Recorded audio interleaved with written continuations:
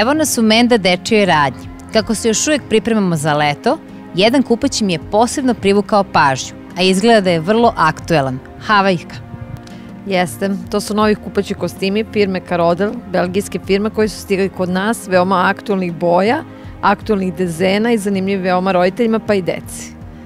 Za ovu sezonu, sada 2016. za letovanje, njihov izbor je često kupovina kod nas. Čini mi se da se ovi kupaći kostimi lako suše. Da li sam u pravu i da li biste nam još nešto rekli u vezi sa njima?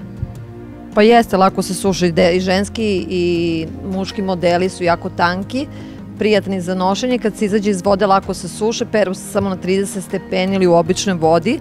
Znači to je sve što treba samo znati u održavanju, ništa više.